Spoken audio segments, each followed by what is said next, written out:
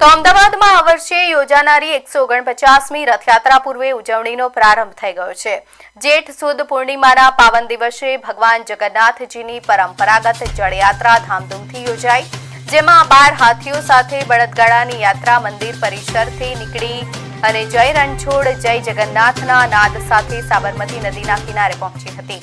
સાબરમતીના ભૂદરના આરે શાસ્ત્રોક્ત વિધિ મુજબ ગંગા પૂજન બાદ સંતો અને મહાનુભાવોએ બોટ મારફતે નદીના મધ્યમાં જઈ 108 પવિત્ર કળશમાં જળ ભરી મંદિરમાં ભગવાન જગન્નાથ, બહેન સુભદ્રા અને ભાઈ બલભદ્રની ષોડશોપચાર વિધિથી ભવ્ય જળાભિષેક કર્યો અને ત્યારબાદ પંચામૃતથી પણ ભગવાનનો અભિષેક કરવામાં આવ્યો હતો।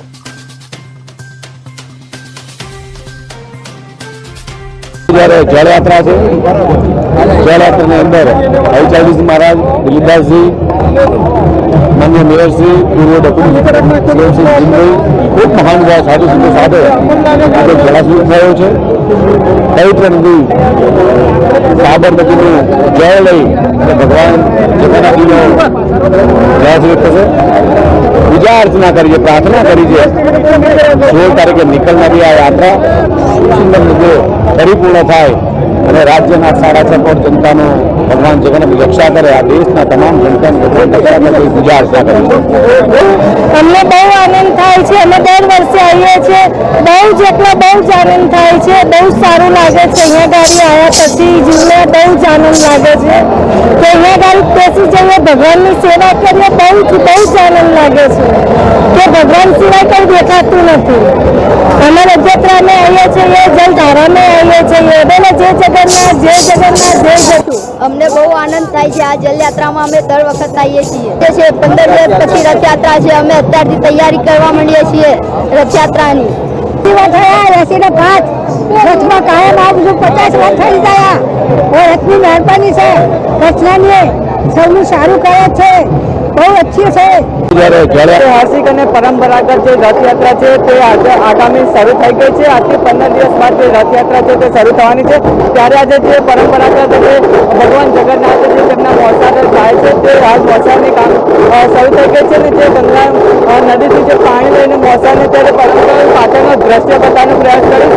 તે પાછળના દ્રશ્યમાં મારા કેમેરામેનને કહીશ કે અહીં ડાયરેક્ટ જે મંદિરનો ભગવાન જગન્નાથનું જે મંદિર છે તે ડાયરેક્ટ દેખાઈ રહ્યું છે। ત્યારે અહીંયા નીચે અખાડાવાળા બી અનેક છે, અખાડાવાળા તમે જોઈ શકો છો કે ઢોલવાળા બી અનેક પ્રકારના વગાડી રહ્યા છે। ભગવાન જગન્નાથની જે મૂર્તિ છે ત્યારે હાલ જે 38 પિત્તળની સાથે 51 પિત્તળ સાથે જે આવવાના છે તે આવી ગયા છે। ત્યારે હાલ અનેક જે 10 થી 15 હાથીઓ દેખાઈ રહ્યા છે, અખાડાવાળા દેખાઈ રહ્યા છે, સાધુ સંતો દેખાઈ રહ્યા છે।